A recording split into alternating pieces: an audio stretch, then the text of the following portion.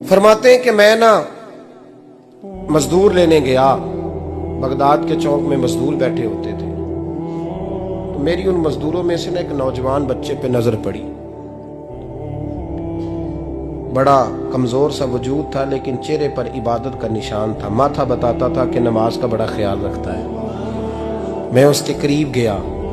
चेहरे भी बड़ा कुछ बताते हैं ना, चेहरों में भी बड़ी रानाई होती है। फरमाते हैं मैं करीब गया, मैंने उसको कहा बेटे मजदूरी करोगे? तो कहने लगा मजदूरों में बैठा हूं तो हुजूर मजदूरी के लिए ही तो बैठा हूं। तो मैंने कहा कि चलो फिर। कहने लगा नहीं मेरी कुछ शर्तें। मैंने कहा बताओ। कहने लगा पहली शर्त यह है कि लोग 4 दिनार दिहाड़ी लेते हैं, मैं 3 दिनार लूंगा। मैंने कहा यार बे तो बड़ी बेहतरीन है, बाकी भी इस तरह की रख ले। उसने कहा हुजूर दूसरी शर्त यह है कि मैं आपकी मुकम्मल बात मानूंगा, लेकिन जब अजान हो जाएगी फिर आपकी नहीं सुनूंगा। तीसरी बात उसने ये की कि हुजूर मैं आपके घर में काम करूंगा, पर आपके किसी सवाल का जवाब नहीं दूंगा। कहते मैंने कहा यार तू बड़ा अजीब है, शर्तें तो मालिकों की होती हैं। कहने लगा जी बहरहाल मैं शर्तें लगा के जाता हूँ। फरमाते हैं मैं उसे घर ले आया।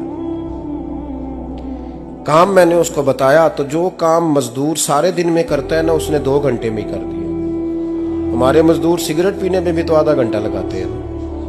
वो चाय पीने जाए तो पौना घंटा वहां। उनको भी तो दयानतदारी करनी चाहिए कि नहीं करनी चाहिए? ने मुआहदा किया है ना जी, तो पूरा उतरना चाहिए ना। कहते 2 घंटे में। अब काम जब बंदा शुरू कराता है तो काम और निकल आता है। कहते काम मैंने उसको और बता दिया, वो करने लगा। उसने मिट्टी निकाल के रखी थी बाहर रास्ते में, तो अजान हो गई जोर की। उसने वहीं कुदाल छोड़ी कही और चलने लगा। तो मेरा बेटा कहने लगा इसको जरा बराबर कर दो। कहने लगे चुप कर जा, तेरे बाप से बात हुई थी, जब अजान होती है तो मैं किसी और की नहीं सुनता, सिर्फ अल्लाह रसूल की सुनता हूँ। कहते मस्जिद चला गया, नमाज पढ़ के आया तो दोपहर का वक्त था। मेरी बीबी कहने लगी इसको को खाना खा ले।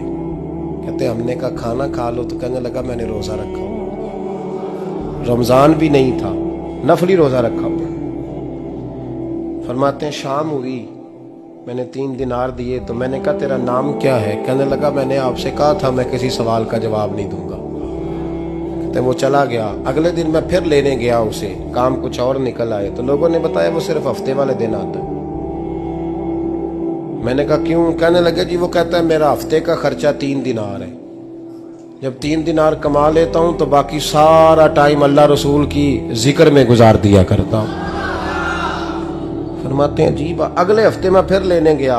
मैंने पूरा हफ्ता इंतजार किया कि काम उसी से कराना है। मैं जब गया तो मैंने कहा चलो। कहने लगा मेरी शर्तें याद है ना? और मैंने कहा याद है भाई साथ चल। फरमाते हैं काम कराया। 2-3 हफ्ते वो आता रहा। एक हफ्ते में गया तो लोगों ने कहा हुजूर आज नहीं आया। क्यों? कहने लगे बीमार हो गए। कहाँ घर है? कहने लगे बगदाद के कब्रिस्तान के पीछे जो कच्ची आबादी है उसमें रहता है। फरमाते मैं गया, दरवाजे पे दस्तक दी तो कहने लगा हुजूर आप हैं? दरवाजा खोला है, आ जाइए।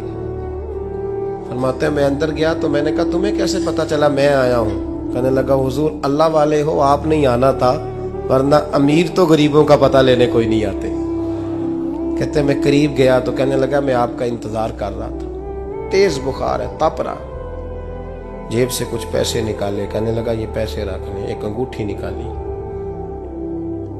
कहने लगा हुजूर आज रात को मेरा इंतकाल हो जाएगा, इन पैसों का कफन खरीद के सुबह जनाजा पढ़ के मुझे दफन कर देना, और जब दफन करो तो ये अंगूठी लेके असर के बाद हारून रशीद के पास जाना।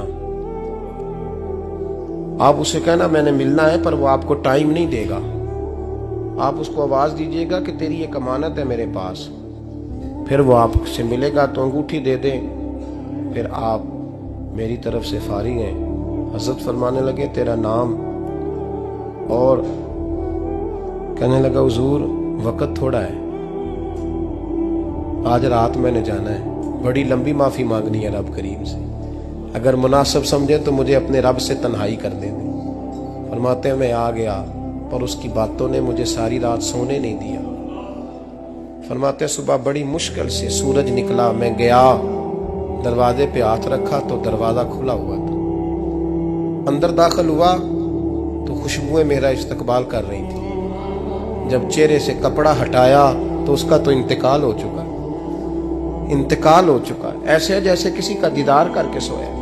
कहते मैं तो 2 आदमी ले गया था जनाजे पे, पर पता नहीं दुनिया किधर किधर से आई, कहां से। अखां जदों मीटियां जमाना मैनू रोवेगा, अपना ते अपना बेगाना मैनू रोवेगा।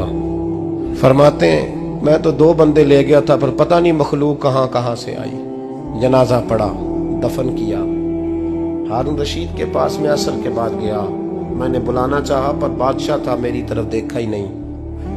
मैंने उसको कहा तेरी एक अमानत मेरे पास है।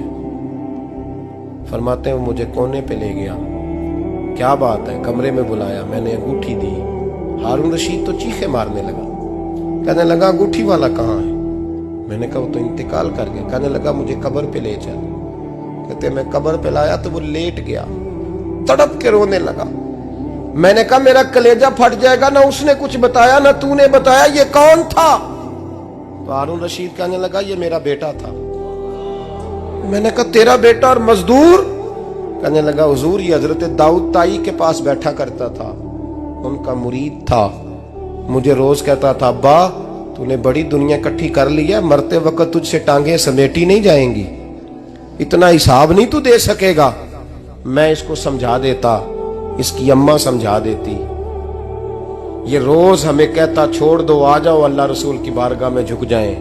हम समझ। एक दिन ये चला गया, कहने लगा फिर तुम्हारा रास्ता और है और मेरा रास्ता और है। ये सोने की अंगूठी गलती से इसके पास रह गई, गलती से हीरे की अंगूठी चली गई। कहने लगा देखो मेरे बेटे ने आज वो भी वापस कर दी है। फिर तड़प के कहने लगा हारून रशीद था तो ये मेरा बेटा, पर मेरा मुर्शद निकला, मेरा पीर निकला। भाई जिंदगी तो बड़ी थोड़ी है ना। बाबा साहब ने कहा था उठ फरीदा सुत्या, और दाढ़ी आ गया ही पूर, अग्गा नेड़े आ गया, पिछा रह गया ही दूर। उठ फरीदा सुत्या खलकत वेखन जा, मते कोई मिल जाई बख्शिया ते तू ही बख्शिया जा। उठ फरीदा सुत्या झाड़ू दे मसीत, तू सुते रब जागदा, तेरी डाडे नाल परीत। मेरा रब हमें भी अपनी बारगाह में कबूल फरमा।